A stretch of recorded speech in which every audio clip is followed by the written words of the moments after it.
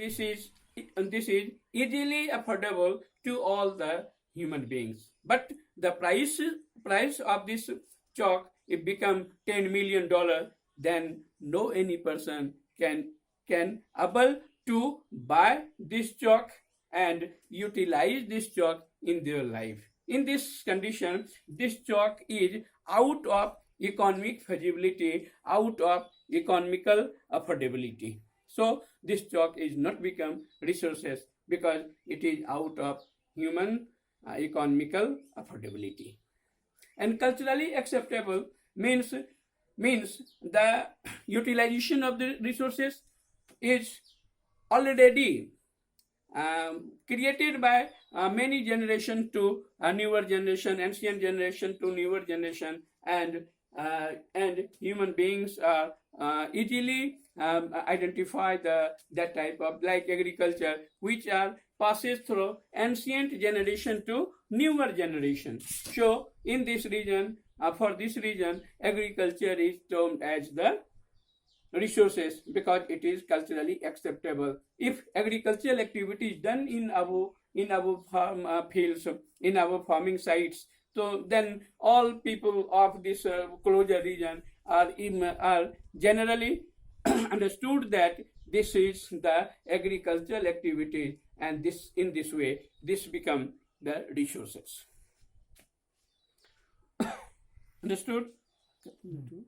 1420.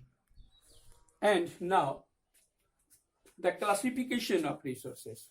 The resources are categorized on different bases. Standard 10, there are 4 bases on which we categorize the resources: on the basis of origin, on the basis of exhaustibility, on the basis of ownership, and on the basis of status of development. On the basis of origin, there are 2 types of resources. One is the biotic resources and another is abiotic resources.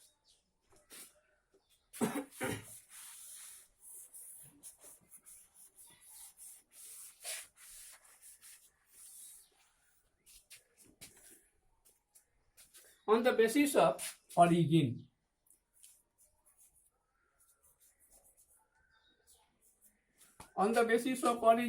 there are 2 types of resources: biotic resources and abiotic resources.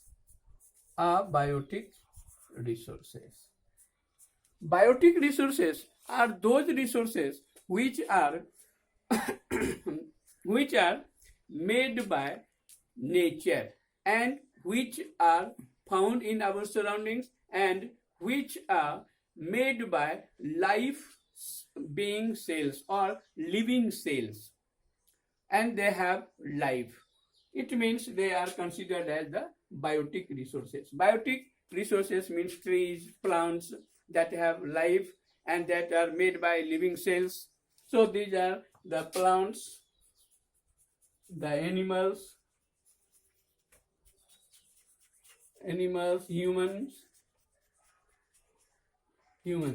So all of these are considered as the biotic resources. Abiotic resources are those resources which are made up by non-living cells or non-living things, like water, like sea, air, soils. All of these are made by non-living things. So these are considered as abiotic resources, like water, soil, etc. So these are considered as the abiotic resources. Now we should consider on the exhaustibility. On the basis of exhaustibility, there are 2 types of resources.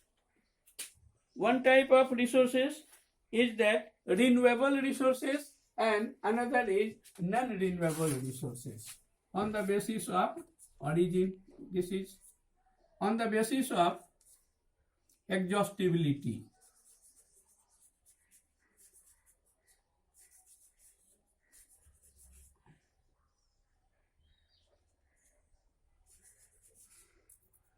On the basis of exhaustibility, there are two types of resources: renewable resources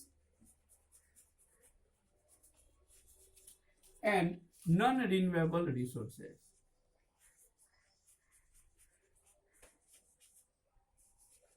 Non-renewable resources means those resources which are reproduced or made reproduced by natural process, or by the nature. Like renewable resources like air. If we inhale the air or